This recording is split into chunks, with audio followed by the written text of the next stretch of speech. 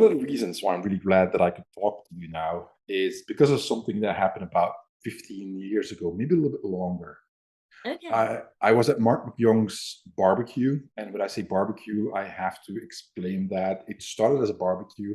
It escalated into, I think it's like 4 or 5 days of a bunch of people gathering in his front yard, and during the day, beating each other up a little bit and teaching classes.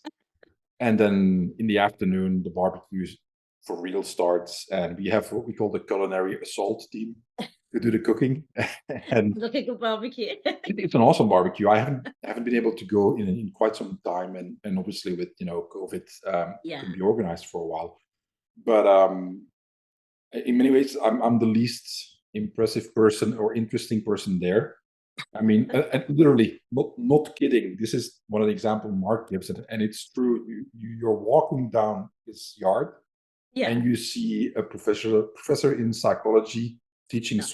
sword swallowing to somebody, and then Right. you see somebody who has extensive background on the wrong side of the law, showing how you can make a makeshift spike out of coffee lids. And Love then it. there's a best-selling author standing next to him, looking like, "Oh, that's interesting," and just a lot of insanity, but excellent people and so on.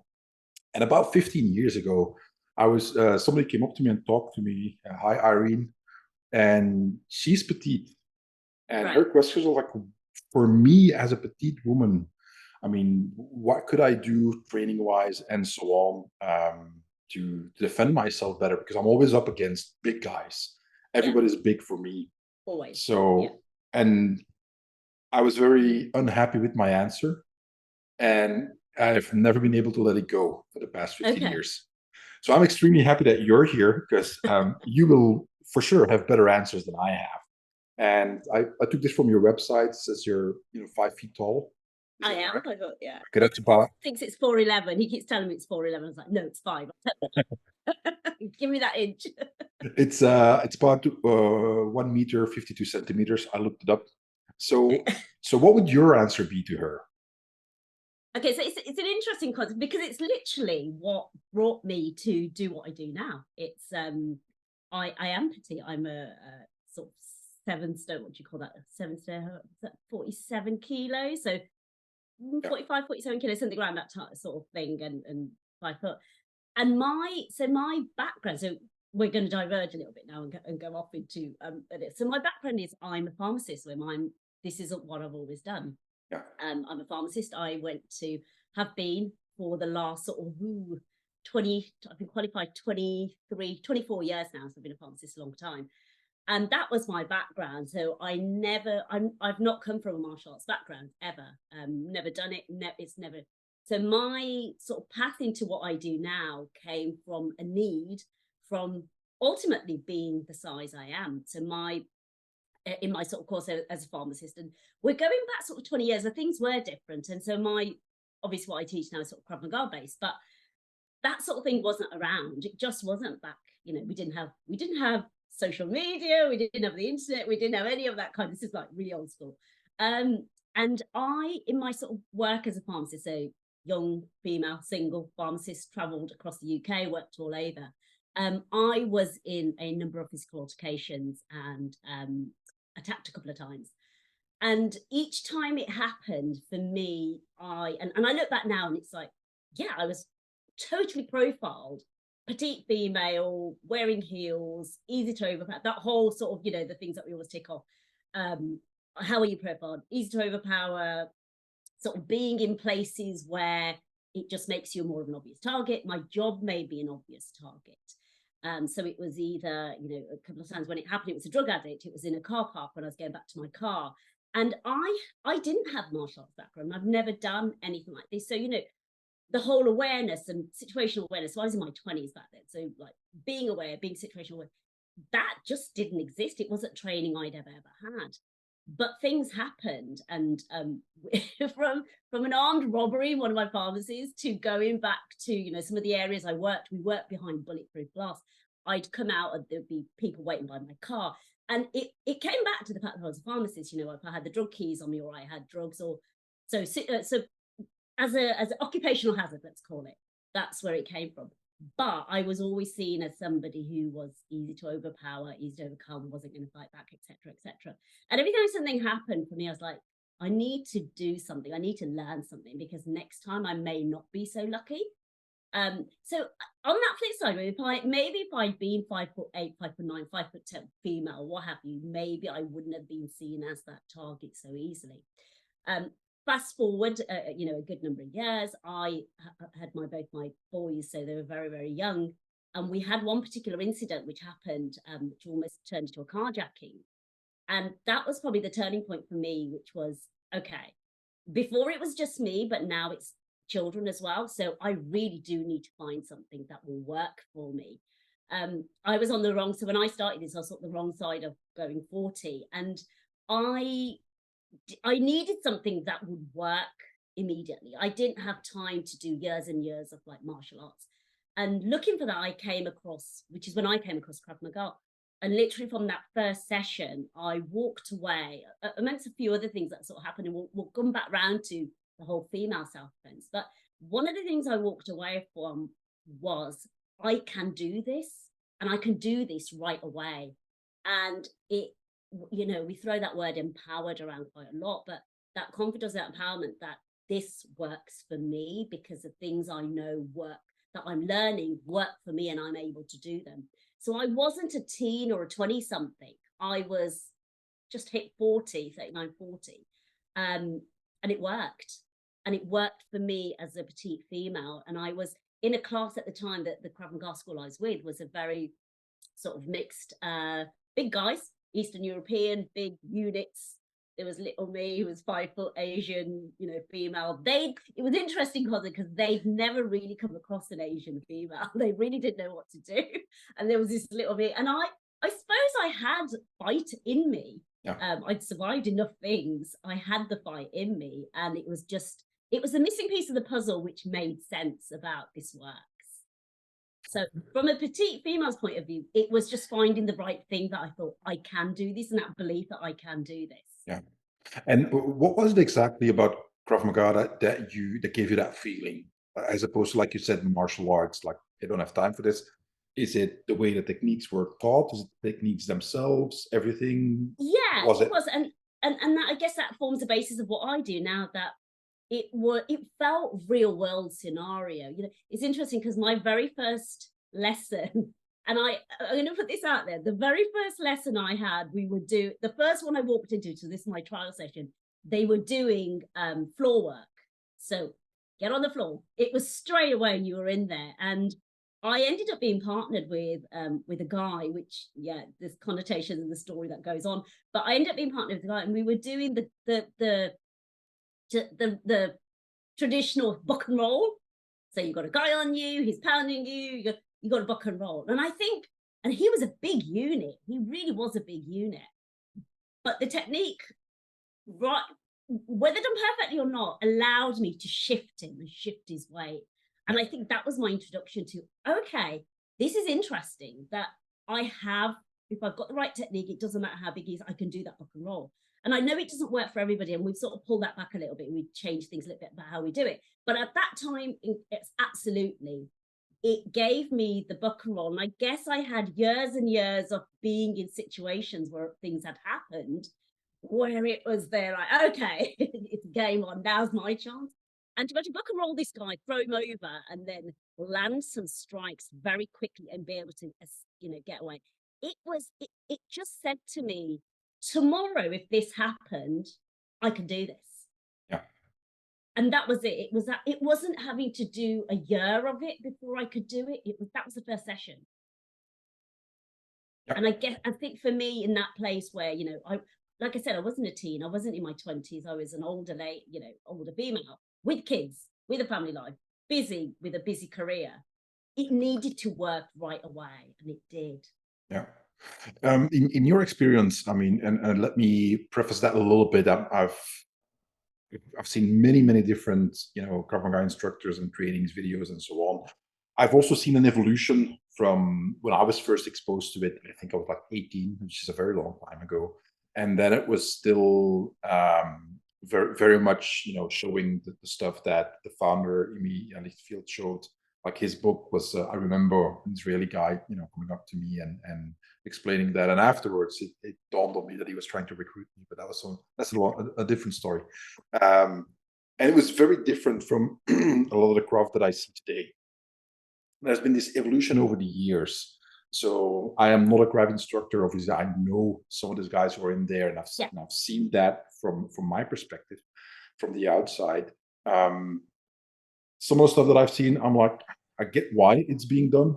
I don't think it's the best idea ever. Which again, this is valid for every single sort of out there, including my stuff. So that's one that's important to say.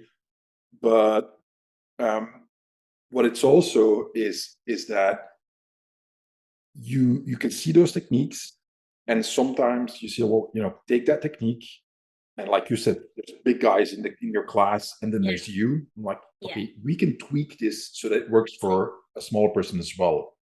Did your instructor have to do that for you, or was it like, okay, out of the box, this always works regardless of size? No, and I think this is an interesting point because it's very instructor dependent. Absolutely. And if you've got my instructor at the time, he's a great guy, he's a great instructor. He appreciated and understood body morphology, and everybody's different, and that was a real key point. I've been in craft sessions and I've been with other instructors where that they don't relate to that at all, and they are telling me stuff and teaching me stuff, and I'm like, no, that doesn't work, and they don't understand why that doesn't work. So I think the key is who is your instructor and what's their experience.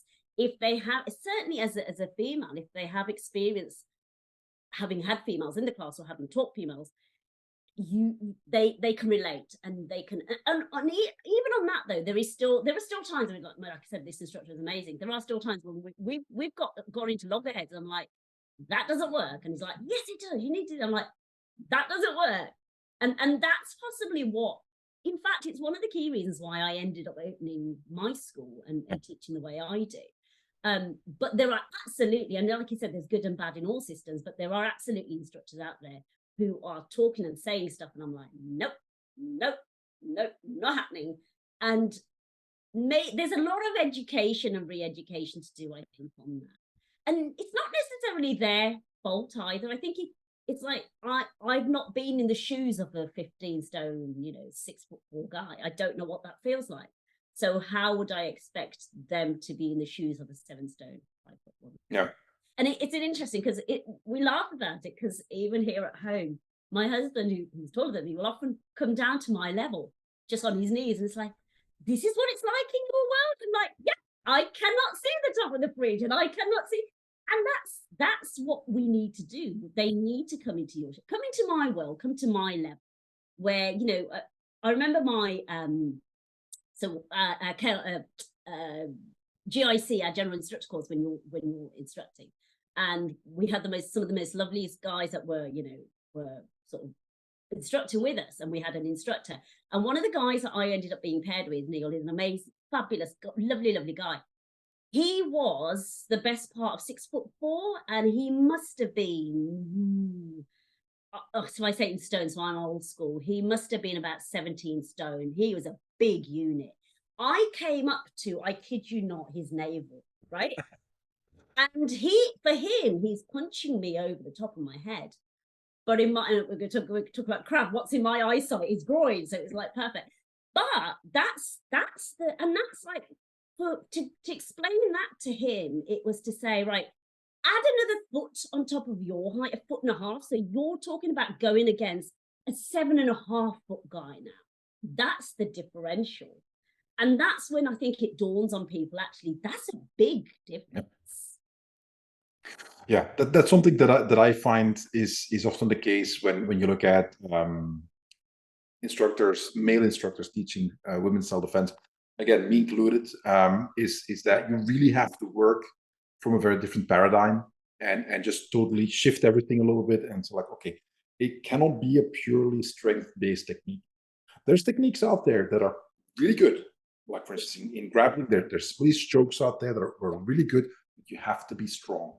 And then there's others, if you do them technically right, it's obviously there's always some strength involved, like a minimum level of strength, but you don't need that much if you get the leverage right, if you get the small details that increase the effectiveness of the technique right, and that you do all of that. And that's what I mainly see is a challenge for male instructors, to basically understand that, like, okay, you have to take this and this and this factor, Yeah, toss it out the window. Not a big strong guy, can't take damage like you do.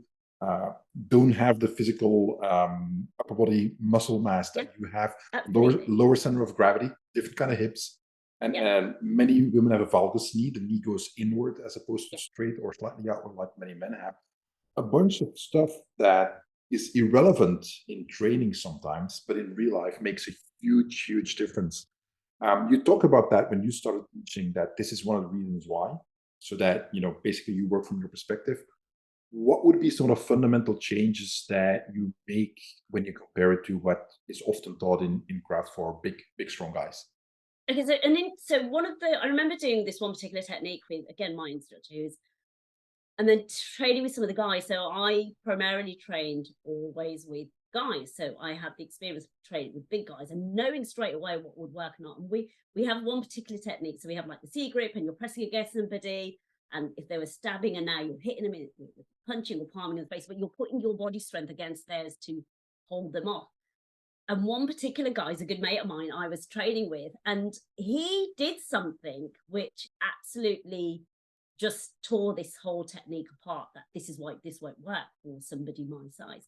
So apart from my C grit, so I don't have particularly big hands, his wrists alone, Wim, were the size of my biceps. So me trying to get my hand and pretending this is going to work for me. So every time I went for his wrist and went for that grab, he was just like out of it. So now I've got to not only put this perfect C grip in at the perfect angle and lean against him at the same time as defending myself. And every time I did it, he shook me off. He shook me off like a rag doll. I kid you not. And it brought home to, I think instructors are great at teaching that perfect technique. If you are of that body morphology where this will work for you, suddenly turn it around. So this guy wasn't being, an an awkward being, for the want of a better word.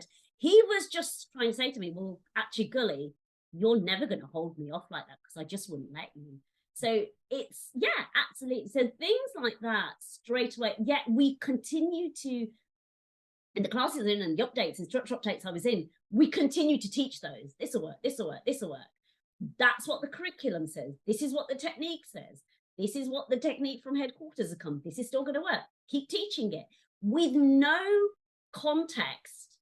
There's got to be some variables on this. There's got to be some variations on this. This is the alternative. This is a technique. This is what we teach. This is what it is for this particular attack. And that's where the shortfalls absolutely are. And for me, I couldn't continue to pretend that this is going to work for me because I'm like, come on, guys, you're wasting my time, and this is pointless. This is just not going to work. So unless this guy is so malleable and so agreeable with what I'm doing right here, he potentially. I had one particular guy I was training with, and every time I went to grab him, he would just lift me up with his forearm. There you go. How long am I going to hold this guy down? It's not happening, right?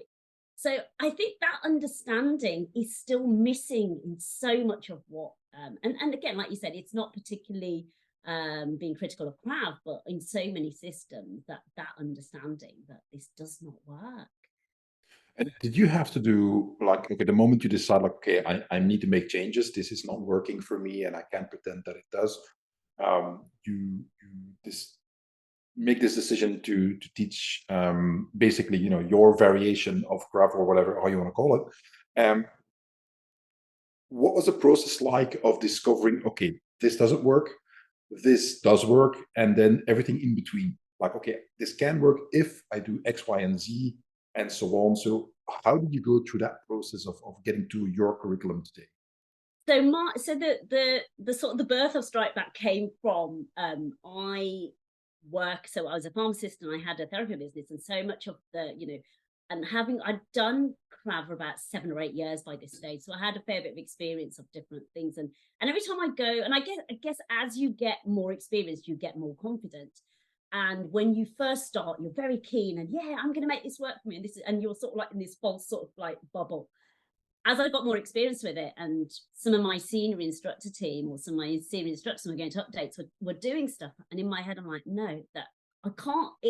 This doesn't work, and the fact that you don't get it, and I cannot go back and teach anybody this with the belief that, what am I teaching you? I am setting you up for failure, in a way. And as instructors, we have that real, that sense of responsibility that what we teach our students, we are telling them this will work for you.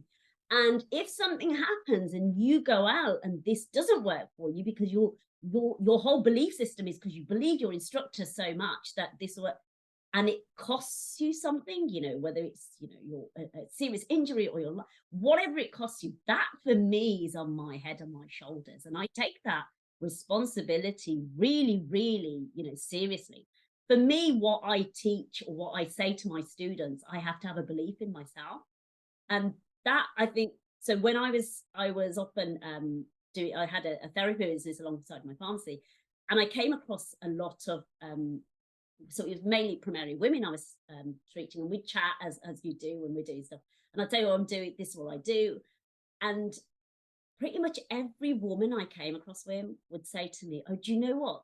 This happened to me, or this happened to my friend, or I know. So that old cliche we have that every woman you know or somebody they know, there's something in their background that has happened. Do you know? And at the time, we were at a place here in the UK. There was a lot of Islamophobia attacks. There was a lot of sort of hijab. If you were outwardly portrayed as wearing, a Muslim, there was a lot of stuff going on. And a lot of my clients were from that demographic, and they'd say to me, "This happened at one of our big sort of city stations, news stations. Somebody pushed me. Somebody pulled me." These were the women that needed to learn something, yet they would not go to a mixed class or a male class, whether it's culturally religious or even sort of trauma, where we talk DV or trauma background sort of reasons. And I walk away and I think, these are the very women that need to know this, and there's nowhere for them to go. And I could absolutely see that none of them would have walked into the class that I walked in. Because I tell you what, Wim, that took guts. That Yeah. Even in those first few sessions, it would take me, and I consider myself a confident woman, to sit in my car and take a deep breath and talk to myself before I walked into this class of, white, big male, sort of whatever you want to call it. That still took me talking to myself. And that was me having got over, so many things that had happened. And I could see how there was it was never going to happen. So I remember having a chat with my instructor and a couple of other instructors who were really good friends, and they were like, go, qualify, go do this, because there's a need. And this is why we do this ultimately. There's a need for these people to learn. And hence Strike Back Self-Defense came about and was born. And off the back of that, so I teach a lot of teen girls, and I always say so many of the teen girls are bigger than me, they're taller than me. And it becomes that focal point that what I am telling you works, because I know I use this for me, and in subsequently in altercations I've been in, I've used it. So I know, so there's nothing I am teaching you that won't work. And if there's stuff that I know just isn't applicable, I won't teach it. I just will not teach it. I am not going to fill my students' heads with false fallacy that this will work for you, because you can't. You can't. You just can't. And what is that like now with, working with teens? And I'll preface that question with, I've seen this worrying trend. And okay, one step back before I say that, the reason why we're talking is I asked Demeere McCracken, okay, do you know somebody that I should interview? And she said your name. It's like, okay, let's go. So that's why we're talking now. And I discussed this a little bit with her as well. I see this worrying trend of people, especially young people, having this idea of like, I shouldn't have to learn to defend myself, teach men not to harass women and so on. And I get that. I am very much against that mindset. I think it's a horrible mindset when you look at what that actually means is creating more victims. Yeah. It's like teaching like I'm a personal trainer for almost 30 years now. Every time somebody has a child and they ask me what should I start teaching them, gymnastics and swimming. Start with that. You have a pool at your house. They need to learn how to swim. You will never forgive yourself if you don't Absolutely. teach them to swim. if only to be just able to get above water and scream for help for Absolutely. 5 seconds. The same mindset for self-defense for women and men and children and anybody. So for me, it's like, of this should be a no-brainer, but it isn't, not anymore. So what is your experience nowadays with teenage girls now who grew up with the internet, unlike us, who are the TikTok generation and so on? And what is their mindset like? Do you get pushback? Well, I shouldn't have to do this and this and that. No, my most successful classes or my most packed classes are the teen girls classes. I run them on one particular evening. I have 50 teen girls on my sort of like regular, without a shadow of doubt, attend and come. And what I put that down to, I'm a petite female teaching it, so it's not a, and I know they would not. And when we talk to them, and so my teens are my favorite class. I'll be a little bit biased. I do love teaching the teens. Um, they they would never have gone to a mixed class. They would never have gone to a class. So we talk about, we teach boys and men, absolutely. But I know none of those teen girls would have entered a class if there were boys in that class. They're at that very critical age where judgment and other boys looking at me and not being able to, do what you want to do and what am I wearing. They come into my class with, so we have a uniform, but they rock up in whatever they feel comfortable in. And that and you're right, this whole social media and their TikTok generation and everything, that is such a complicated world. And I'm very privileged in a way that I'm not their mum, but I'm like an old, cool auntie. That's all. It's that very cool position where they can come and talk, and we have these really difficult conversations in class. And I always say to them, if there is something happening that you feel uncomfortable with, you need to come and talk to me, Yeah. because it is my job to make this make sense for you, whatever world that is. A lot come from a background where they've been bullied, and some really awful cases. And it's interesting, and often it's from other girls, not necessarily always from boys. Because I tell you what, women, I don't know about your place, but girls are vicious. Oh Girls yeah. are so vicious. And without a shadow of doubt, every week we will have a new video of a fight that's happened at school or something that's happened, and they are nasty to each other. Yeah. Boys have got nothing on these girls, I tell you. There's some really and we will pull this apart and say, okay, what happened? Let's have a look at what's happened here. So it's not about glorifying it. It's certainly about pulling it apart, saying, okay, what was the situation? What would you have done differently? And right now, when they're on this fight and it's happening, what could they have done? What would you have done? So we use it as an educational tool. But absolutely, I get girls coming in, and we've had instances where boys have sent pictures, or they've said, you want these pictures. It's such a complex Yeah. class beyond just what we call traditional martial arts or self-defense. There's the boundary setting, there's the confidence to be able to stand up and say no. I've had a couple of girls where they've had messages come through on their phones for them, kill yourself tonight, don't come to school tomorrow. Yeah. That's what we're dealing with. It's really, really complicated. But what I'd like to think what our classes and my classes give them is the confidence to rise above and say, okay, no, you know what? I have a voice that I will use in so many different ways, and that's including the boundary setting, and it's okay to be different, and it's okay to step away from this because I don't need to do this. So it's a really, really important part of our community, of what Strike Back stands for and what we do with them. Really, really important.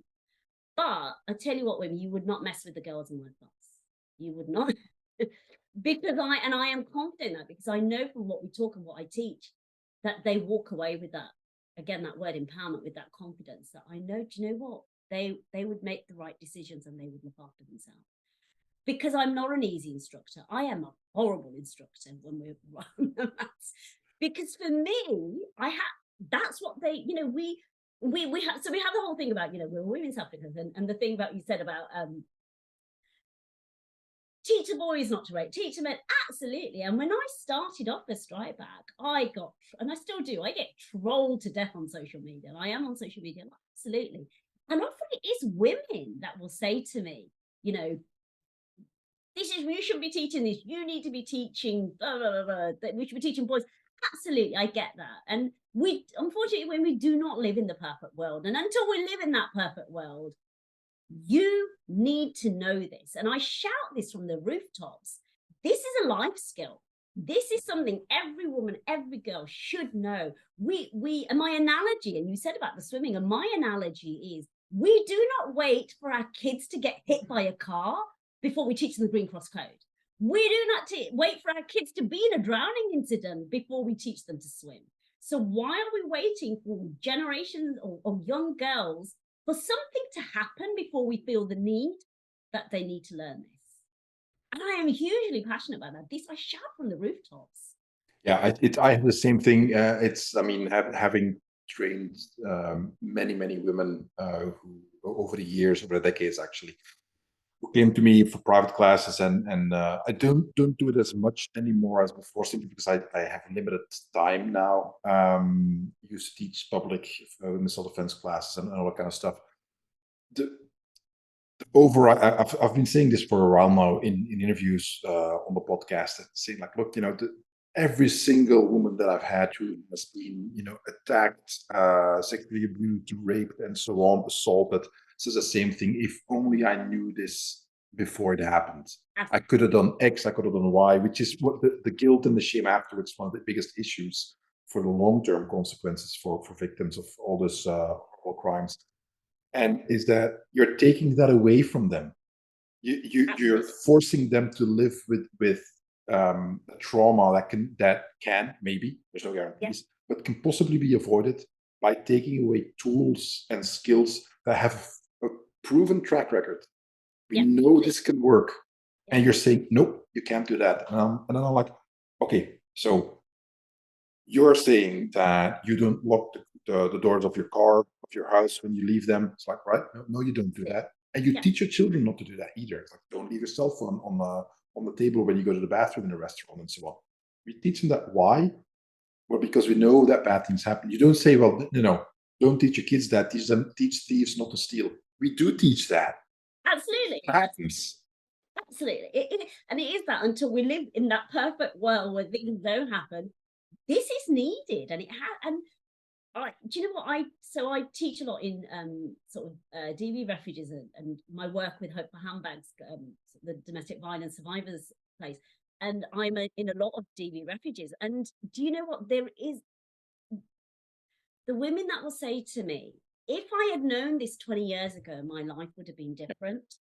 That gives you the chills and goosebumps like I can't even tell you, because one session, 1 hour, 2 hours, and they will say to you, my life would have been different. And for me now, when I teach the girls and I teach teen girls and we teach them all over everywhere, it's changing that generation. It's making sure this generation doesn't become that generation. Yeah. It's giving them the tools, and I would say whether it's that first boyfriend that makes you or asks you to do something that you feel uncomfortable with, whether it's that first boss that you do that is making you feel uncomfortable and is inappropriate to you, to be able to set those boundaries and know how to handle them and deal with them immediately makes all the difference. Yeah. Flipping that on its head a little bit. So typically what we have with young teenagers, the male and female physical differences when it comes to strength, for instance, aren't that big. Typically it stays at the same level, and as puberty hits, it starts to deviate where boys get stronger, bigger, and so on. So what I've often seen, and I've had it the last time I taught okay, another sidetrack, there was a horrible rape and murder here of a young woman several years ago. That was very high profile, and one of a parent contacted me and said, "Look, we need to do something." And we organized a self-defense class for teenage girls, relatively young, 13, 14, and so on. What I noticed then, and I've seen this confirmed throughout the years that passed afterwards, that there was also this naive sense of when you should and shouldn't act when you see something happening. For instance, we did some scenario training and gave some examples and so on. And two girls were like, no, we have to step in. I'm like, okay, I'm not saying you can't. I'm saying, look at the consequences that are potentially going to happen. I can show you video after video of young girls, teenage girls, women, young women, older women, all the way up to grandmas getting Yeah. punched in the mouth because they stepped in between men fighting or in some sort of violent context. So this overconfidence that in part probably comes from the fact, like, for the past, for your entire life, you were just as strong as the boys, Yeah. and not understanding what it's like. Well, this is no longer true. Now, this is, I mean, if I'm not, don't want to put words in your mouth, but this is pretty much your life because the Yeah. guys are pretty much always bigger. How do you Yeah. teach girls the opposite side? How do you teach them, like, okay, don't be overconfident? The size and the strength difference is an important factor. It's interesting, isn't it? I think initially when we start out, and this is especially true for a lot of the women's classes that I run, it's always the underconfidence. So when you're teaching, sort of like we teach sort of palm striking, when you're teaching those palm strikes and they're hitting those palm strikes, and I'm watching, and we teach power generation and that where to find that power to generate. And the palm strikes that come out are like you're stroking a kitten. It's like that soft. And I'm like, okay, we need to strip this back. So for sure, when you start, I find it's underconfidence rather than overconfidence. I'm like, you've got more strength than this. Let's give it, Yep. hit it harder. And that builds that confidence up. And there's a few times when we've done, in fact, there's quite a few times when we've done, just simple stuff and we're doing. And if I've pushed one of the students when we're teaching, and they're like, oh my God, you're really strong. Now, we know I'm not particularly strong. I do some strength work, but I'm not a big build. I'm not strong. And still, like I said, so many of the teens are bigger than me. And I remember this one particular instance where I was teaching a particular stomp kick, and one of the teens stomp kicked the kick shield I was holding. I wasn't expecting it, and she kicked it so hard I literally hit the wall behind me. I was like, okay, that works. So they are strong, but I think when they get to teens level, that belief that I am strong has gone. I do think it's gone. I don't think it's there. I think you need to teach it again, because I can guarantee every single teen that has come into my class, when we've started the basic and hit the palm strikes, it's not there. I'm like, hit it harder. It's not there. I'm like, I need you to hit it so you're shifting me. That's our starting point. Because I am not big, and there's everybody, I'm guaranteeing you will come across is going to be bigger and stronger than me. You can't shift me, you're not shifting them. So we're hitting on it, but that takes time to build up. So I guess my initial sort of answer to your question is I'm finding the reverse. Okay. You maybe up to the age of 7 and 8, and when you see the feisty little girls in the videos, somewhere for me between the ages of 7 and 11 to 12, it gets lost that they aren't as strong. They're not as strong. They can't do it. And I do have grown women that'll say to me, I can't hit harder than that. Like, yes, you can. Let's find it again. Yes, you can. And it's building that up. And then we've done so much, they've done so many workshops, or they've done so many lessons, then it comes out. So for me, I've not yet come across that overconfidence. It's always the underconfidence, and you need to build it up. But quite a few it's interesting because quite a few have requested, can we bring somebody in, or can we bring a male in? Let's see Yep. how this pans out. So we do get that request. And unless there is a religious element or a particular, with a trauma background that we can't, it's something I am absolutely open to, that we will. And it's interesting because I've got some friends from some of the old clubs I was at, and they're like, I'm gonna, you know what, if you need somebody, yeah, I'll come in. I'm like, you have no idea what you're saying. But yeah, it's an interesting conversation, because for me up to now, it's always been certainly the other way around. Well, one of the reasons why I asked the question is, again, like I said, because I've experienced it, but also there is no one type of violence and violent crime. It's not one thing. There's many, many, many different categories that we can look at. And unless they live in a really bad area where you see a lot of actual street violence and so on, they tend to have a very limited scope of exposure to the different kinds.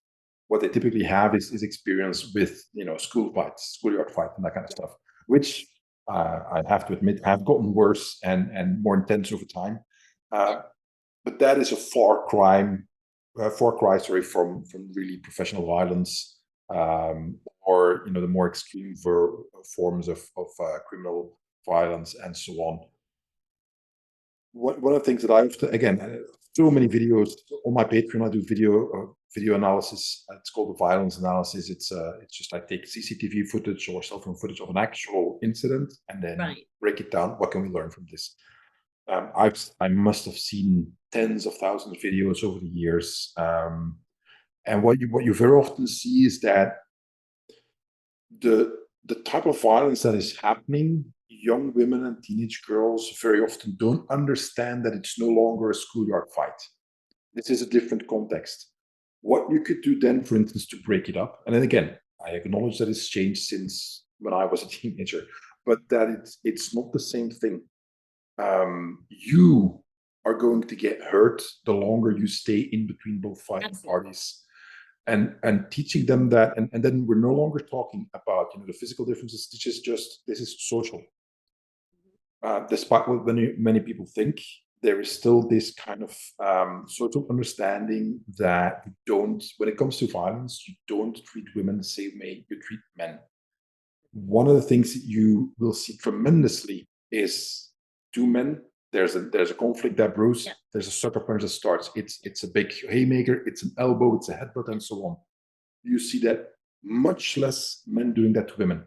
Absolutely. It happens, and when it happens, it's dramatic usually, because then again, the size difference. I mean, if you take the first hit already for somebody who outweighs you 40, 50 pounds, it's not going to go well for you.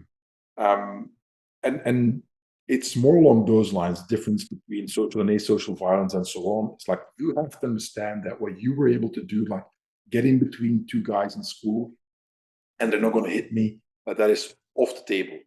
So how do you approach this with your the people you teach, teens and so on? It's like, okay, look, there's not just one type of violence what you experienced. There's much Yeah. more.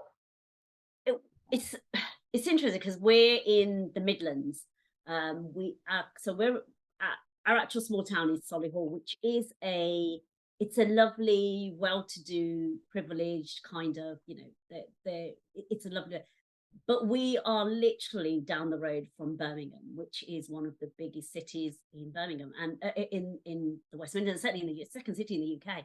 It's a big city. There's a lot of crime and there's a lot of stuff that goes on. Solihull is a beautiful little town. We get a lot of people, and not trashing Birmingham. I was born in Birmingham, but we get a lot of people coming from Solihull into Birmingham. So there is a lot of violence in Solihull, specifically because it's seen as easy pickings, because a lot of the kids come from backgrounds where there's a lot of disposable income. They have nice clothes, they have nice trainers, they carry the latest smartphones. So on the streets in Solihull, absolutely. And this is why I think there are so many teen girls in my classes, because parents recognize that there is a problem around the area that, where we live in the UK as well. It's not, let's not sort of hide away from the fact there's a lot of crime in the UK. There's a knife crime is out. It's off the scale. It really, really is. We're lucky in the way that gun crime isn't the same as maybe it is in the US. It happens, but it's in pockets where it's very select, Yeah. and it's more gang related. Your social crime in the UK, and certainly where we are in the Midlands, is knife crime. And I speak to the girls. So we always do in the year we will do something with knives, and we will do like basic knife attacks or mugging scenarios, etc. We talk about that because this is their reality. And I will always ask the girls before we start every term, or before we do this particular topic. This is interesting. How many of you know somebody that carries a knife, has a knife on them, or knows of somebody who brings one to school? So that's a question I always ask just to get a read of the room, see where we are. This year was one of the first years where we were, I'd say 60 to 70% of the girls put their hand up and said they know somebody who carries a knife, brings a knife regularly to school, or knows of somebody who has a knife, whether it's a boyfriend or the girls themselves are carrying knives. So this is their reality. Knife crime is real here. And when I was growing up, and maybe it wasn't social media, we didn't have it, and it's not everywhere. These girls know, and I've got one particular one who told me her friend's boyfriend carries a knife that big down his trouser leg into school. Now, I don't get that. I honestly don't believe that teachers and parents out there know how big this problem is, honestly. But the kids do, and they almost expect at some point to get mugged, or some point somebody's going to approach them with it because they know how many. And these are girls. We're not talking boys here. When these are girls that know. So I don't even know the stats where the boys are concerned. So do they live in a false sense of reality? I don't think they do anymore. I really don't. We've had some very high profile murders and very tragic high profile murders in the UK. Female attacks. Yes, it happens all the time, but these were quite high profile and it's been very much sort of in the news. And that was one of the things that spiked the interest in classes, certainly over the last year and a year and a half. But these girls know and they understand. What they may not understand is what it feels like to be on the end of one of these sort of situations. And like I said, I'm a horrible instructor in the sense that I am very real. And I've been on the end of these. So I am not an instructor saying to them, I said this, and they love my stories. They're like, Gully, tell us a story, because I have so many stories when it's insane how many stories I have about things that I've been on or things that have happened. And I will talk these situations through. So one of the lessons that we do over one term is mugging scenarios. Like, what would you do if you're faced with a knife? And we've got these training knives, and we're like doing these. And I am horrible with these girls, and I put the absolute living daylights out of them, scare them, because this is the reality. Somebody's coming to you with a knife. It's not, oh, have you got your phone? Give it. It is effing blinding in your face, pushing you around, potentially shoving you. I could be high on drugs. I've potentially got two mates with me. This is the reality. And that is a real white ghost wake up call, like hell. Because before we start, and I'll say to them, so what would you do? And they're like, no, I'm not going to give my phone. I've got pictures on my phone. Like, okay, let's play this out. Let's see how this really works. And they are literally my phone crying at the end of it. So as an instructor for me, there's that sense of responsibility to say, this is how it really feels. We're not playing here. We're not. Yeah. One of the things a good instructor friend of mine always says, that as female self-defense instructors or running a female school, people are saying, do you teach pink and fluffy self-defense? There's no pink and fluffy going on, I promise you that. I will have these girls in the nicest possible way, with permission, with a hand around their throat against the wall, screaming at them, for them to understand, okay, how am I going to react, or how this is going to be? Because that is the reality. Because I guarantee, out of the girls in my class, somewhere along the line, it's going to happen to 1, 2, 3, because it is so rife and it's their norm. Knife crime is their norm. It's horrible to say it, but it is. And that's, I mean, what you just said is exactly what I meant, is that when you start teaching and they're like, okay, what would you do? No, I wouldn't give up my phone, this and that. And then you show them like, well, this is how it happens in real life. And they're like, whoa, okay. And then the mind shift starts to happen. And that's what I often see is that young, old, adults, doesn't matter, male, female, that people, because they have a certain scope of like, this is violence. And anything that falls outside of that is like, no, this is violence. Like, one of the issues we've had for the last, I'd say, 10, 15 years, is that the paradigm for many young men and increasingly women for what is a fight is mixed martial arts. Yeah. You see people with zero training trying to do double leg takedowns and then get into ground and pound. That it's clear that they have no idea what they're doing, but that's what they saw. Before, it used to be stuff like boxing, maybe Muay Thai, kickboxing and stuff and so on. But you clearly see that this is like the dominant public subconscious, idea of like, okay, this is what we do when we fight. That's not self-defense. It's not, and it's a it's so I get a lot of ladies that will come in and say, especially when they start, so I saw that if this happened, you should do this and this will work. I was like, right, let's try it. Let's see if it really works. And like I said, I'm not overly, I have strength. I'm not overly strong, but I have strength. Now, if you can't get out of this with me doing it, you don't stand a cat in house chance with that. See, in fact, a social media post I just put out yesterday about what happens if that perfect self-defense technique you learned on YouTube goes wrong. So let's talk about the reality of what self-defense really, really is, because everything and often ladies will come in and they've seen, and over the years they've learned stuff of YouTube and they're like, this will work. I'm like, let's see if it does work. Let's put it apart a little bit. And let's see the reality of okay, I'm just pressing a little bit harder on you now, or I'm going into the, is it still working? And it doesn't, it falls apart. And this is why when we teach self-defense, or, and I'm going to talk about women's self-defense because that is what I do, it comes with a sense of real responsibility to teach it as a reality, Yeah. not as, it's certainly not pink and fluffy, but we, let's not pretend it's going to be neat and tidy and fit into the perfect box, because it isn't. It isn't. I think there's a lot of also an evolution that happened for the past, let's say, 20, 25 years. Um, the work of Peyton Quinn at the REMCAT work, and then later Bill Kipp with Fast Defense, where basically scenario training for civilians was what they pioneered. Um, I I think for many, many people who practice and instructors, that was like, this is the missing piece. This is what we needed.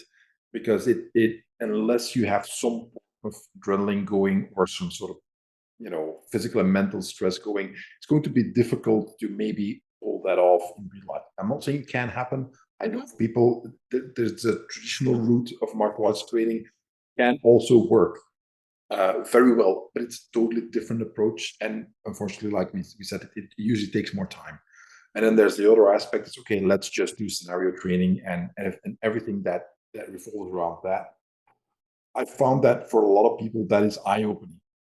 And But it doesn't matter if it's martial arts, if it's firearms training. There's a lot of guys doing firearms training with scenarios, with obviously with live rounds, but showing you like this is what happens in real life. It's chaos. It's unpredictable. You think you know what's happening, and then you shoot somebody, and he was just asking you for directions.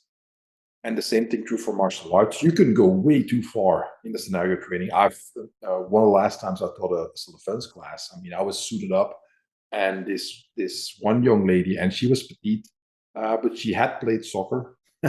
And in the scenario, she manages to take me down, and she just like was trying to kick a goal on the penalty yard in the throat. And I had yeah, protection. Fortunately, she would have killed me if I didn't have protection. yeah, It was not rehearsed, and just to show that, okay, for her, this, and afterwards, we talked, and turned out that she'd been abused physically, and she had a cathartic moment doing that. Like, I yeah, can fight back, which was the whole point of doing it. yeah, Like, you have to go through this. We're not just going to practice techniques. Like you said, I'm going to yeah. push you up against the wall. I'm going to be screaming at you, shouting at you, calling you names, and then showing that it can be done. Now, talking about that, one of the rules that I do when I teach self-defense seminars is just trying to, again, just giving experiences. Like, this is what this feels like, and see that you can still function. I go down. I ask somebody who's really good at shouting, has a strong voice, and who's really good at cussing people out. Always a volunteer. It never fails. Like, I have a timekeeper. I say, you 1 minute. You say start and stop. Um, the person stands in front of me. I go down. I sit down on my knees. I have to look up at him. I'm smaller than a child. Got my Yeah. hands behind my back. I'm not allowed to do anything. I was like, you can cuss at me for a minute straight. Use the vilest language that you can think of. You can't touch me. I cannot touch you. But you can scream at me at the top of your lungs and insult me in the most horrible ways. And then we do that, and then the guy says, "Stop after 1 minute." He stopped, and I just calmly said, like, "Okay, sir, I understand you're very upset, but I really can't help you. But I have to ask you to go away now," very calmly. The whole point is that it can be done. You can learn to adapt to that kind of stress, those kind of situations, but it takes training and practice. It's not like that's it. And, And and go ahead. absolutely. And that whole, I mean, flipping that on the other side. So you know, when you do that, when I, so many of the women that I teach in the women's classes are from a place where they don't use their voice, whatever reasons, you know, sort of trauma, background, whatever, or cultural appropriations. They come from a place where they stopped using that voice a long time ago. And that takes a lot of training actually to bring that back in again. And that form, it's a fair part of what we do in the women's classes. And it's, we do it in the teens because teens get better at it. They start off, and this is one of the things why I think the girls only classes work so well, because I know for sure if we had boys in the class, the girls would not be using their voices initially the same way at all. So we have when we first start and they've never done anything, we talk about, you know, using your voice. telling somebody or having a tool, and I call it your mental toolbox. This will be your stuff that what I say will always be very different to what yours, but yours has got to be what rolls off your tongue very easily in that heat of the moment. What are your words that you would say? And they differ for everybody and for the different girls. And it's training them, how do I use my voice? For some of the girls, it's absolutely great. They do it all the time. It's great. For a lot, you'd be surprised for how many it's not. And I have a lot of resistance from the women usually, and they're like, no, when it happens, I'll do it. I'm like, you will not. If you cannot do it right now in front of me, the ladies class is a little bit different because they often become the small mini therapy sessions. And I always say, whatever we share in the class stays in the class. It's got to be a very, sort of close knit sort of community. And it's a great place to be. But the most enlightening moment is when so many of those women find that voice, and then there's no stopping them. That's just like brilliant because there's no stopping them ever. And for so many of them walking away, it's not the physical skills, it's having found that voice that is their pivotal moment. Yeah. The physical skills they learn, the voice, because there's so much mental unpacking to do with that voice, that they've not used their voice, or they've lost it somewhere along the way, especially if they've been in abusive relationships or there's trauma or there's something that's happened. Being able to find that voice again. And we can often spend lessons and lessons on that. Let's do it again. Let's do it again. Now I'm going to shout at you, or I'm going to be threatening. So obviously with permission and with Yeah. but it's a lesson that needs to be done, because that is often the mindset switch. Now I can use my voice, I can do everything else. Yeah, you touched upon this earlier, and it ties into what you just said. Is that the word empowerment has been, in my opinion, abused more than it's been used correctly. I guess this is a part of it, like helping them find their voice. How else would you define what empowerment is, aside of just helping people find their voice? What more is it? It's believing in yourself. It's absolutely believing like it. For me, and I'll use it on myself, because I've come from a place where that first session, when that absolute first session of Crab I did, I walked away, I can do this. And it's interesting because it was a bad experience actually, but it's just typical. I don't go through life without drama. There's always drama. So that first session was the guy that, and I talk about with the instructor I was with at the time. And this again brings me back to the point about the value of having those women only sessions, and having, for people that say, do women's classes work? Why you did? There's a really safe space that needs to be held for women, especially if you're from a place where things haven't been great. Whatever the background, there was so many physical altercations and things I was in, and whatever that background was, I walked into a class with a male instructor full of males. Now, for me, my male instructor, he was great and he's a good friend of mine, but he did not read any of the signals in that room at all. I had a male a colleague, never met him in my life before, and we had to pair up, and he made a beeline straight for me. New person in the class, petite woman, straight at me. And I was like, okay. And what was that first class with him? It was floor work, right? And this guy made a beeline straight at me.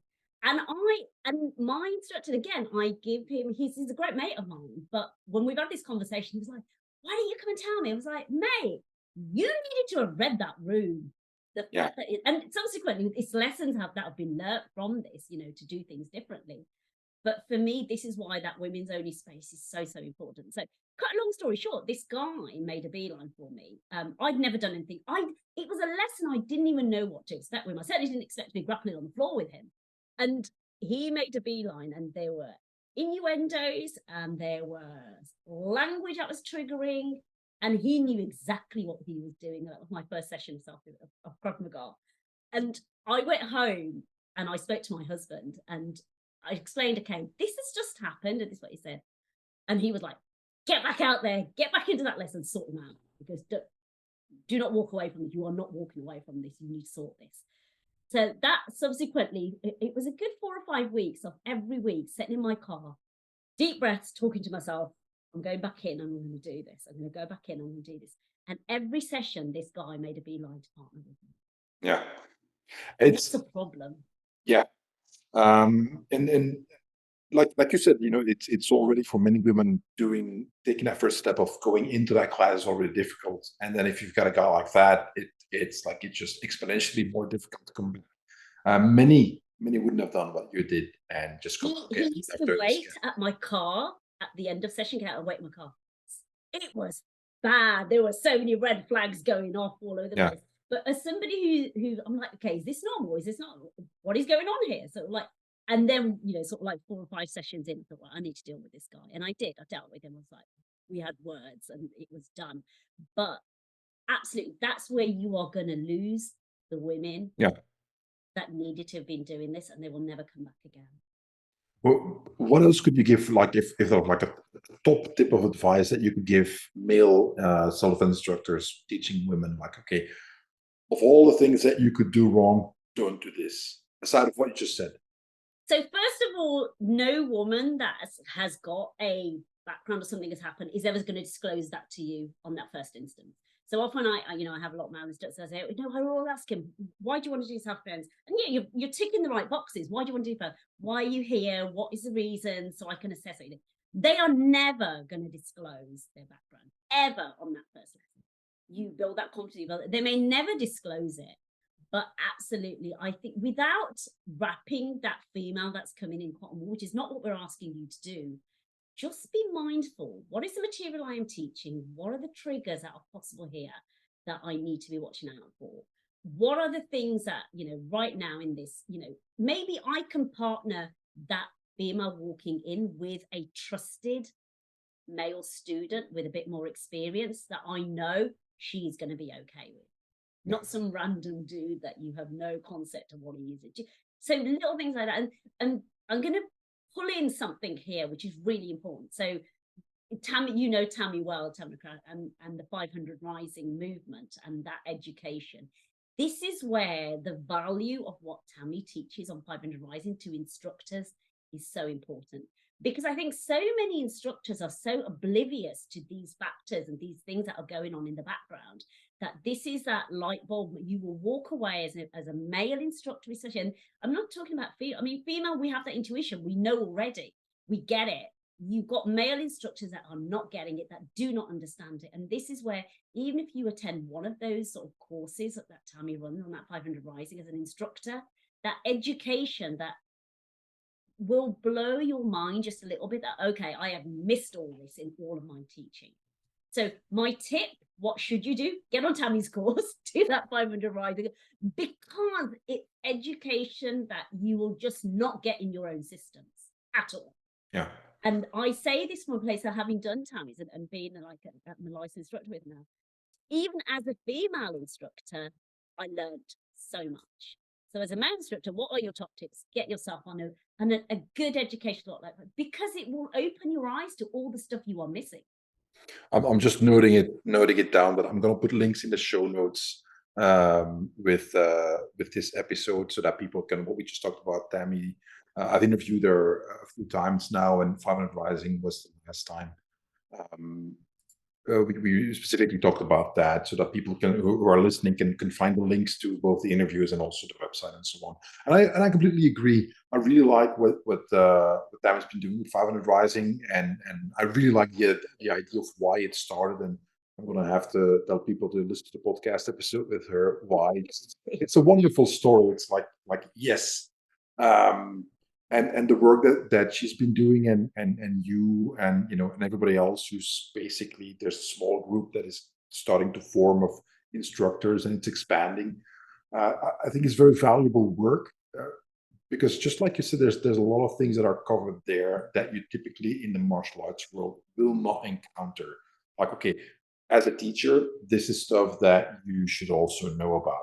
Even if you're like, okay, well, I'm going to do it a little bit differently. At the very least, you know why you're not doing something in a particular way, or you say like, you know what, I'm not teaching women.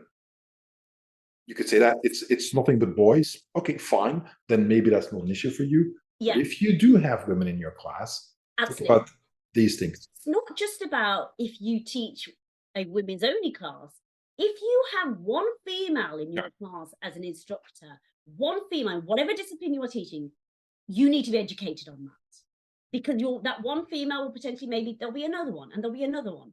And when we know within a community of females, you're only one step away from somebody who may have been through something or seen something or knows of somebody who's been through something. You owe it to your students to be educated on Yeah. that. I teach mixed martial arts, among other things, in a public class, and I just have very recently a young lady came to join my class, and it's one of the things that I do. I specifically check up on her at the end of class or in the beginning of the next class, like, okay, how was last class, or how are you feeling, and this and that, and try to always create these moments in which there's the other guy's already a little bit further away Yeah. from me, that we want to talk. I'm right here, and try to create these openings, like, just see how you feel. Again, I have no idea what her background is. It's none of my business until she makes it so, and wants to share information. I'm not saying there may be, there may not be, but just the assumption is there that, okay, there may be something else going on here.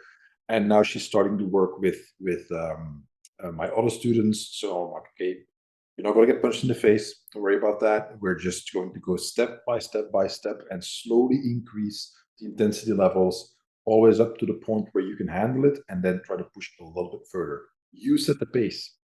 If we see that it doesn't work, we dial it back down a notch. It worked for you, you're comfortable, fine, let's go a little bit further.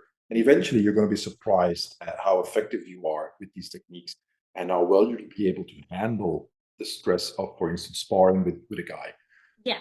But right now, we won't have one of my heavyweight students kick you as hard as they can. It's not going to happen.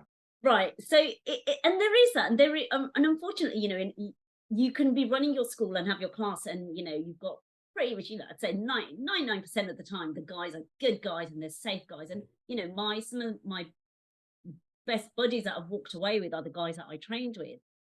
But there's always that one, right? There's always that one with. And your job as an instructor, as a male instructor, is obviously to check the dynamics of that class. And certainly if you've got female students in that class, and we're not talking about needing to be wrapped in, we do not need special treatment. We don't need to be wrapped in, Oh, but you need to be educated enough to actually be able to read. And that's a skill, Wim. That's not something that you are taught on. We're not taught that on our GIC for crab. You're not necessarily taught that when you get your second dan or third dan black belt. You're not taught that. That is like everything else that you educate yourself on, is to recognize that there may be issues that I do not know about, and how do I best read those and serve my students to the best of my ability, which goes beyond the physical skills. agreed. Um, we're closing on the 1 hour mark, so I'm going to switch tracks a little bit. Could you talk a little about Hopeful Handbags and your work with them? What is the organization, Yes. and what is your work with them? So Hope for Handbags is again, interesting story. So Hope, the sort of collaboration with Hope for Handbags came about. I literally set up my school just before lockdown happened. So classes had just gone out. We were just starting to get established, getting sort of regular classes, and then lockdown hit, and everything shut down. And like the whole world, we sort of like, do we move classes online? Do we start to do all this? And I'm part of a lot of sort of I run a big, very big sort of women's business network here in the Midlands. It's a big international group for mums in business. So whether you're a mum, whether you're a woman, but so you're a female entrepreneur, you're in our community, and we like support female entrepreneurs all over the world. So in fact, we've got something like 300,000 across the world, sort of all in one community. And so we're chatting to various women, and I just started straight backwards doing this, and was coming into this whole world of chatting to other women and telling them what I do. And one particular name kept coming up, and like everybody kept saying to me, Gully, you need to talk. So my name's Gulshen Bano because I'm Gully. Gully, you need to talk to this amazing lady, Kathleen Miner. She's based over in the US. She does amazing work with domestic violence survivors. You need to speak to her. You need to sit to her. And one day we just happened to find each other in the same sort of networking sort of community work chat. And she saw me, she's like, Gully, you're Gully. We need to talk. We need to talk. And we sort of went off and had a chat together. And so, in a nutshell, this lady, CEO of Hope for Handbags, is an amazing lady, Kathleen Miner, and she started this domestic violence survivors charity. Her grandma was a survivor of domestic violence, so she grew up having seen her grandma go through so much, and she'd always said when she had the ability, she would love to start a charity which would support survivors. And Hope for Handbags, it's a quirky name. It's based on basically every woman has a handbag she doesn't use. So we fill those handbags with any woman who would be fleeing a domestic violence situation in an emergency and she leaves with nothing. We fill handbags with essentials like, deodorant, shampoo, shower gel, hairbrush, a notepad pen. These are filled and we then drop these off at local refugees within our own community. So when these women arrive at these places and they have nothing, they Yeah. at least have some dignity in a bag. So hope for handbags, and it's raising hope through one handbag at a time and opening that conversation. So we started chatting, and she was like, "I love what you do. It would be amazing to have a female self-defense instructor to be reaching the women that we are helping, to give them these skills, the confidence, the empowerment, everything that goes with it, learning about boundaries, teaching them to find their voice again." That's how my collaboration. So she asked me to come on board as their global women self-defense instructor. So we ran our first self-defense workshop online in lockdown, and we had these women. So Hope for Handbags is not only in the US, it's now in Canada, Australia, South Africa, Australia, here in the UK. So it's literally is global now with small pockets working. Kenya, in Africa. And we had women. Women, it was just the most amazing screen. We had women from Qatar, Doha, Africa, Canada, the US, all on one screen. And we ran a self-defense workshop. And it suddenly made you realize in that lockdown, there was a big place, but it's not a big place. And we just ran this workshop just off the cuff. Let's see what it goes. Let's see what it does. And it was phenomenal. It just worked. We then taught in lockdown a school of girls in Trinidad and Tobago who were massive problem with child trafficking, massive problem with women and girls being trafficked, literally being lifted on their way home and from school, taken off the streets, just disappear. Teaching these girls some basic skills online, palm strikes, using your voice, body posture, everything that we talk about, all those things. And it just ran from there. And we're like, this works. No matter where we are, we can still run this and do this. So that's how the partnership with Hope for Handbags started. So they are amazing. They're an amazing survivors charity. And it's about not just providing the things that provide, but it's opening a conversation about getting them out of those situations into sustainable places where they can then go and grow and be independent. Because as we know, domestic violence is very, very complicated. It's very messy. There's no clear-cut solution. But giving women options that you do not have to go back, because often it is the financial abuse and the emotional abuse. And the financial abuse is huge. That is, I go back often because I have no options. Yeah. So working with Pro Kenya is a great one for sustainability projects, for giving these women, a way to earn their own income. So that is no longer their only option. Yeah. It's I wanted to talk about it because when I read about your organization and your work with them, I really like the idea, the concept of giving that handback and what you've got nothing, now you've got something, and it's not much, but it's yours. And this reminded me of I'm not sure if it's still done, but it used to be done. Like for instance, and this is similar but different. Police officers in the United States who are involved in lethal force use, if they use their firearm, typically immediately they are just suspended. I mean, they can't be on the street anymore. There's an investigation. One of the first things that happens is that their firearm needs to be confiscated and tested and so on for forensics and as evidence. And you have to imagine that there's somebody, a police officer, who was just in an incident where he was about to die, and the reason. We could talk about misuse of force, but that's not what we're talking about right now. A justified use of force. You're about to die. The only thing that managed to help you save your own life is using your firearm, and that gets taken away from you at that point in time. And back in the day, what and I don't know if it still happens, is that his chief would come over. I don't know, whoever would be in charge of that officer, and would say like, "Okay, here, take mine." Okay. And it's like you have nothing to protect you anymore. Your entire brain is screaming at you. You need to be able to defend yourself, and then they take that away from you. And it's a similar gesture. It's like, okay, we know that you're going to go home and not going to start shooting people. That's not the point. The point is like emotionally and psychologically, this is a statement towards you. Like the handbags are towards those women, like we've lost everything, but even if it's not much, we've got your back. We're here for Yeah. you. This is yours. It's your you and often it is, they've walked away with and if they've got kids as well, they've walked away with nothing, not even a nappy, not even, So working, absolutely, yeah, it is. It's giving them that this is yours, and it's a bit of dignity, and it's yours that you have something of yours. But no, I like that. I didn't realize that, but no, that's interesting. There's an older movie in which Angela Bassett plays Tina Turner, and there's a very powerful scene when she just got beaten up again by her husband, and he's asleep, and she runs out of the hotel across the street and goes into this other hotel. And I mean, she's black and blue, she's bleeding, and she's like, "Oh, I've got like this, I don't know, discount card or something. I've got my name. I've got nothing. But can I get a room here?"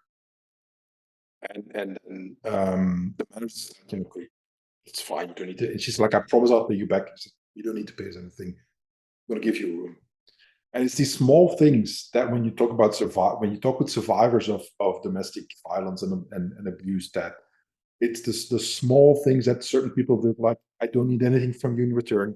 Like, here, you're in trouble. Let me help you." Even if it's just a handbag, which, some people might say who have no experience with what it's like to live through domestic violence and successfully get away with it.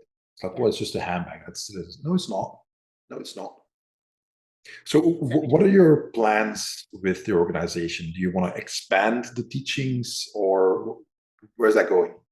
for my own, for Strike Back, or For hopeful handbags. for Hope Farmac. So they've got they're a non-profit in the US, so that's where they're registered. We are just getting a non-profit or looking at getting charity status here in the UK. So each of the countries have sort of got their own thing, depending on the need of the place that they are in, what they're working in. So in Kenya, we've just used the money that was raised. In fact, MIB is a great collaborator. So Munzi is a great collaborator.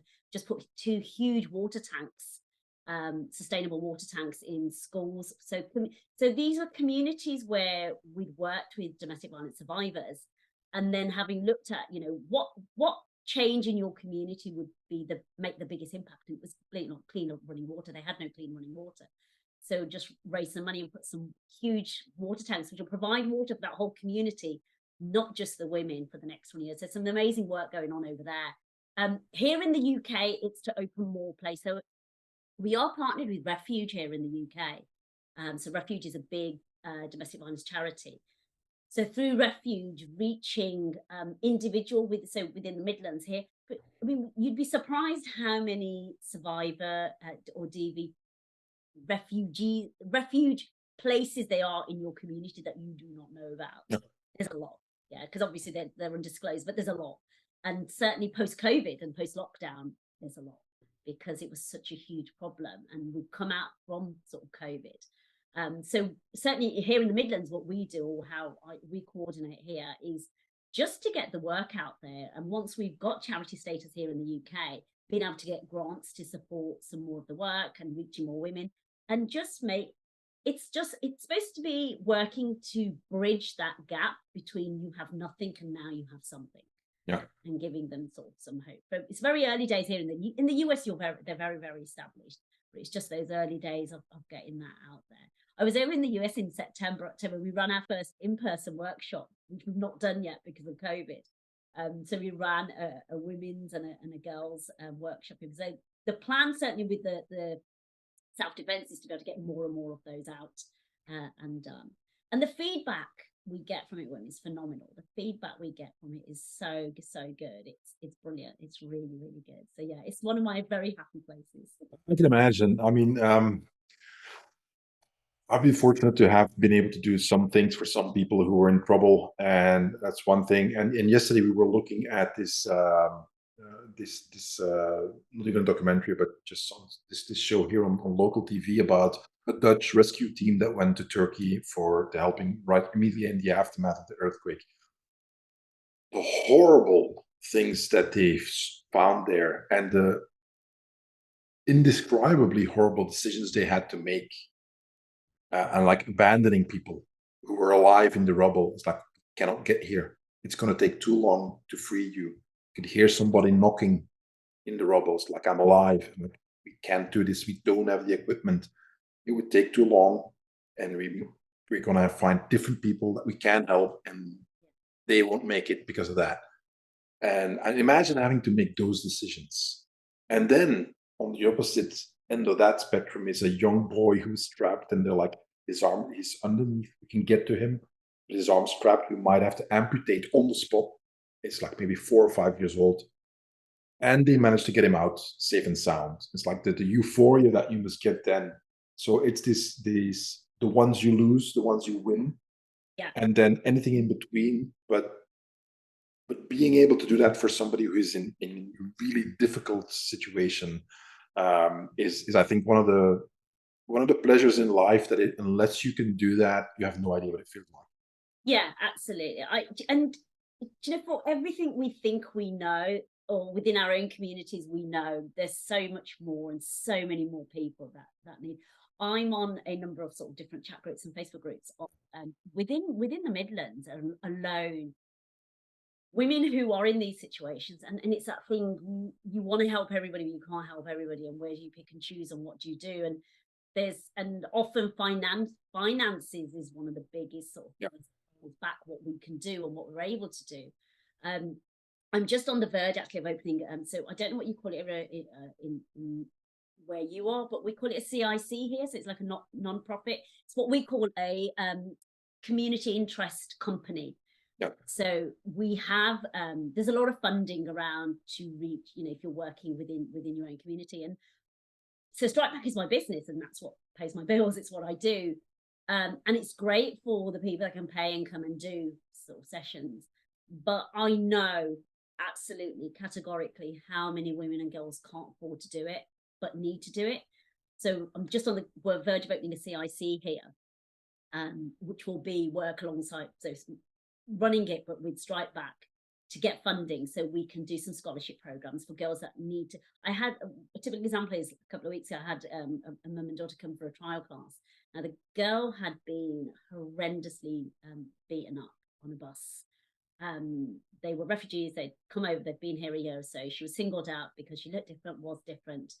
And she came to do a trial, and she goes, I love what you've taught. We can't afford what, we just can't afford that week at the moment. We just can't afford it. And that again, it comes back to them. There's so many you want to help. Who do you pick out and choose? So fingers crossed, over the next few weeks we set up the CIC, we get funding. So there's a lot of funding here in the UK still available to be able to reach people like that in the community. Say, right, I can offer you a scholarship program for the year. You come and learn. So there's some basic remuneration as an instructor or as a company that we can have, but we can help you to do, because that I know for sure things like that, and I know you'll agree that it changes lives. Yeah. It absolutely changes lives. And it can be small things. It doesn't have to be earth-shatteringly, revelatory for them. It can be small things, being there at the right moment in time for the right person. Just doing this one thing. There's an example I often give, when this comes up, is years ago I was in Italy for a company retreat, and we had the night off after dinner, and we're in this small town, and I hear this child screaming, and you, as a parent, the scream when something's really wrong, and Yeah. when it's not, and I'm like, okay, this is a bad one, so I start running towards where it is, and it must be a kid maybe 4 or 5 years old with a few other kids that were a little bit older, and it was a summer night, so it was like t-shirt and shorts he was wearing, Yeah. and he had this huge bug on his leg.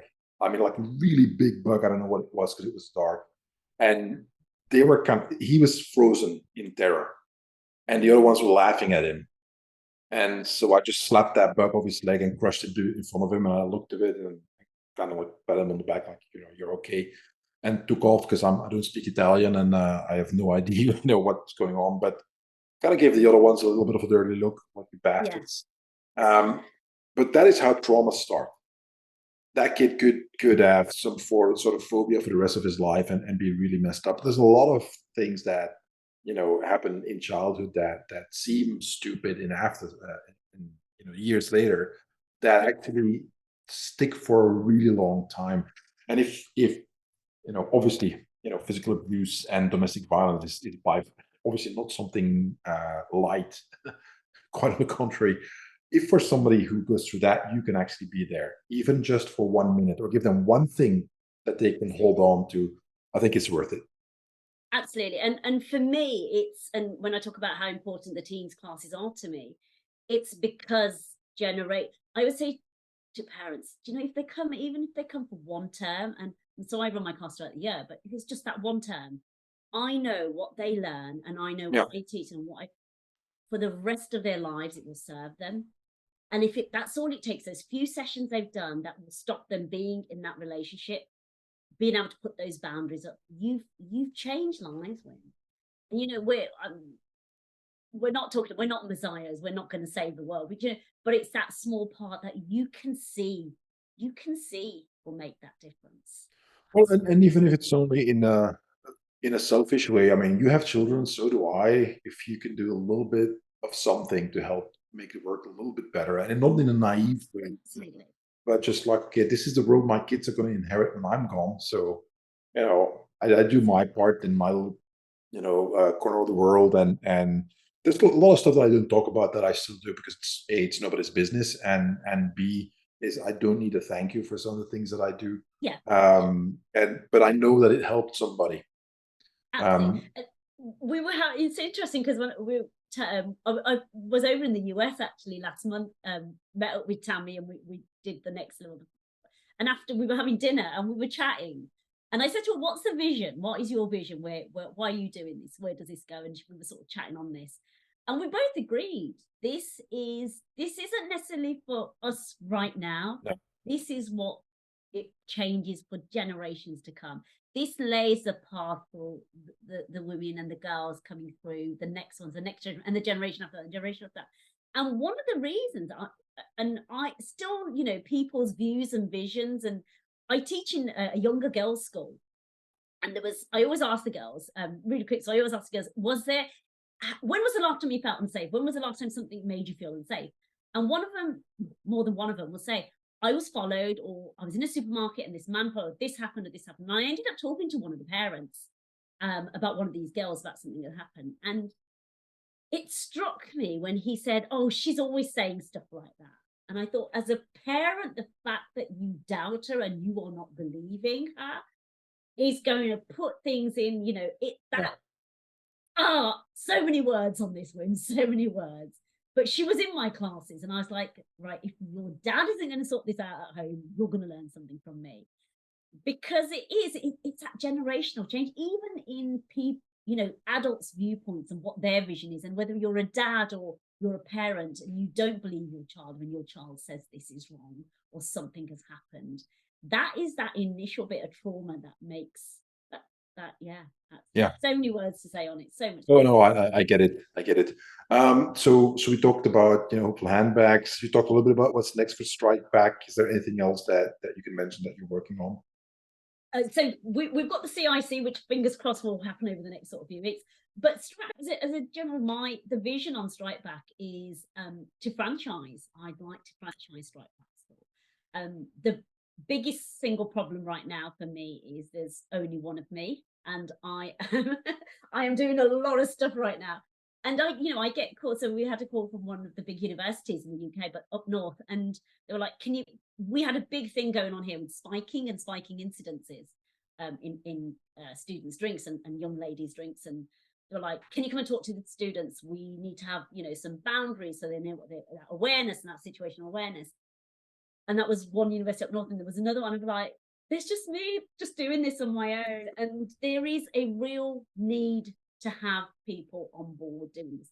There needs to be female instructor, and I say female, and I'm not ruling out men, but for me, female instructors running this and running it for women and girls literally across the UK and across the globe. So the vision, the long-term vision, is to have strike back schools everywhere I can get them in, so that this can go out there. And it is when it's about that generation. So we are teaching the next generation and the next generation and the next generation. So it trickles down, and we're making those changes. And pandemic taught us the world is a small place. It's not that a bigger place. So why not? Why not go global? So the vision would be to have more strike back schools, not even in the UK, but across as many places we can across the world. Teaching what I teach as a petite female, that as a woman, I am telling you this will work for you. I am not a big male 6-foot instructor saying I am a woman, and to have an army of women teaching this to say this will work for you. Excellent. Well, I can only cross my fingers and hope that you get there, sooner rather than later. There's definite need from there, and I have a daughter. She's in her early 20s now, so it's one of the things that as a parent you worry about. With my son, you worry about other things, so you always worry as a parent. That's not it, but I tried to give her some things that would help her throughout life on that front, but already she's experienced a number of things that this is just life. This is society. This is stupid guys. This is creepy guys. This is guys with really bad intentions and so on.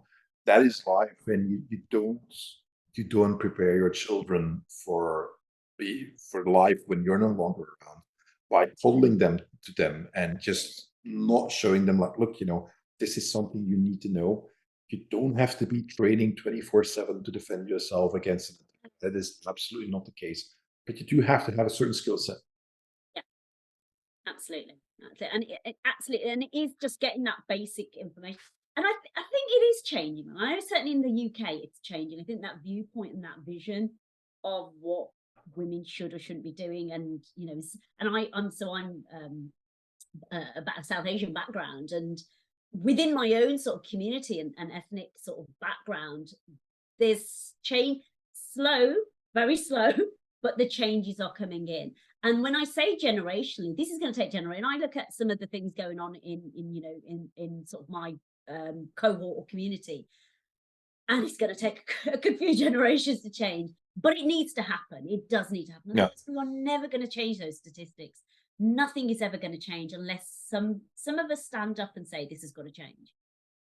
I think this is a perfect point to end the first part of this interview. Thank you so much, Gulshen. This was awesome. We are going to switch to the Patreon part, where I have a bunch of questions for you from some from people you know. So everybody, where can you be reached? What is the website? I'll put it in the show notes, but please tell me where people can reach you. Website is strikebackselfdefense.com. We're on Facebook as Strikeback Self Defense and Instagram as Strikeback Defense. So yeah, social media, we're all over, and website is strikebackselfdefense.com. All right, excellent. So everybody, follow Gulshen there. So thank you for listening, and we are hopping over into the bonus part on Patreon, and I'll see you guys there. Fabulous.